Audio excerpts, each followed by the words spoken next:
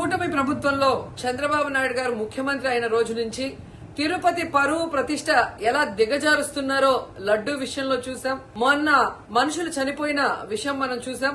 ఈ రోజు deputy mayor ఎన్నికల్లో ఏ విధంగా మేయర్ మీద గాని అలాగే వచ్చిన కార్పొరేటర్ల మీద అలాగే దళిత ఎంపీ మీద దాడులు చేయటం మనం కళ్ళారా చూస్తున్నాం. ఒకవైపు వైఎస్ఆర్సీపీ నాయకులు మాకు అవసరం లేదంటూనే చంద్రబాబు నాయుడు లోకేష్, మరోవైపు తమ నాయకులతో ఏ విధంగా కార్పొరేట్ల మీద బస్సు మీద అలాగే మేయర్ మీద ఎంపీ గారి మీద దాడి చేశారు, రాళ్లతో కొట్టారు, బూతులు తిట్టారు, కొంతమందిని కిడ్నాప్ చేసి తీసుకెళ్లటం మనం కళ్ళారా చూస్తున్నాం.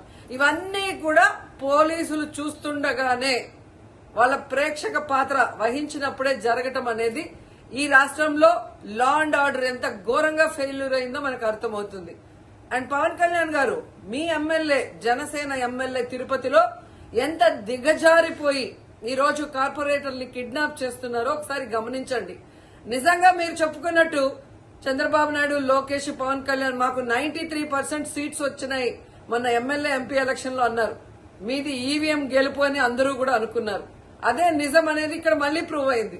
ఎందుకంటే నిజంగా ప్రజల ఓట్లతో మీరు 93% సీట్లు సంపాదించుంటే ఈ రోజు ఒక డిప్యూటీ మేయర్ పోస్ట్ కి ఇంత రాద్ధాంతం చేసి ఈ విధంగా రౌడీజం, గుండాయిజం చేసి కిడ్నాప్ చేయాల్సిన అవసరం ఉందా అని నేను అడుగుతున్నా.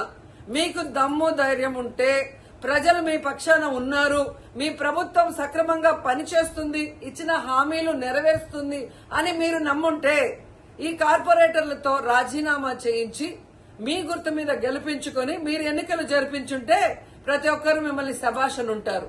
కానీ ఇక్కడ జరిగే ఒక డిప్యూటీ మేయర్ ఎన్నికలకే ఈ విధంగా ఒక మహిళని చూడకుండా మేయర్ ని ఏ విధంగా హ్యూమిలేట్ చేస్తున్నారు, ఆమె మీద దాడి చేస్తున్నారు, అలాగే ఒక దళిత ఎంపీ గురుమూర్తి గారి మీద ఎలా బూతులతో తిట్టి దాడి చేస్తున్నారో టీవీలో అందరూ గమనిస్తున్నారు. సో మీరు ఫెయిల్యూర్ అయ్యారు. ఈ 7 నెలల కాలంలో ప్రజలు మిమ్మల్ని అసహించుకుంటున్నారన్న విషయం తెలిసి ఇలా దిగజారుడు రాజకీయాలు, రౌడీ రాజకీయాలు చేయాలనుకోవటం నిజం కాదా నేను అడుగుతున్నా.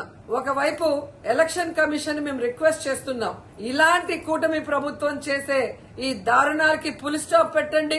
ఎవరైతే ఈ రోజు దాడి చేశారు, బూతులు తిట్టారు, కిడ్నాప్ చేశారో ఆ తెలుగుదేశం, జనసేన నాయకులందరూ కూడా టీవీల్లో కనిపిస్తున్నారు. వాళ్ళందరినీ కూడా అరెస్ట్ చేసి వాళ్ళకి పనిష్మెంట్ ఇవ్వాలి. అలాగే ఎన్నికలు, డిప్యూటీ మేయర్ ఎన్నికల్ని ప్రజాస్వామ్యబద్దంగా నిర్వహించాలని ఈసీని డిమాండ్ చేస్తున్నాం. అలాగే చంద్రబాబు నాయుడు, లోకేష్, పవన్ కళ్యాణ్ కి తెలియజేసుకుంటున్నాం, మీకు ప్రజల పక్షాన నిలబడి ప్రజలకి మంచి చేశాము అన్న నమ్మకం ఉంటే మీకోసం ఎవరైనా వస్తే వాళ్ళతో రాజీనామా చేయించి మీ పార్టీ గుర్తు మీద మీరు ఎన్నికలకి వెళ్ళండి. 3 పార్టీలు ఉన్నాయిగా, బీజేపీ, తెలుగుదేశం, జనసేన.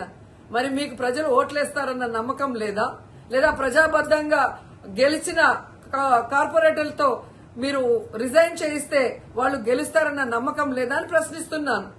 సో ఒకసారి తిరుపతికి అమిత్ షా వచ్చినప్పుడు ఎలా బ్లాక్ ఫ్లాగ్స్ ఊపటం అలాగే రాళ్లు వేయటం అనేది మనం గమనించాం. వాళ్ళు మర్చిపోయి ఉండొచ్చేమో గాని ఈ రోజు రాష్ట్రం అంతా కూడా చంద్రబాబు నాయుడు తిరుపతికి ఎవరొచ్చినా, తిరుపతిలో ఏం జరిగినా, ఏ విధంగా దిగజారుడు రాజకీయాలు చేస్తూ తిరుపతి పరువు ప్రతిష్ట మరి దిగజారుస్తున్నారో అందరూ గమనించి వాళ్ళకి బుద్ధి చెప్పాలని కూడా ప్రజల్ని కోరుకుంటున్నాను.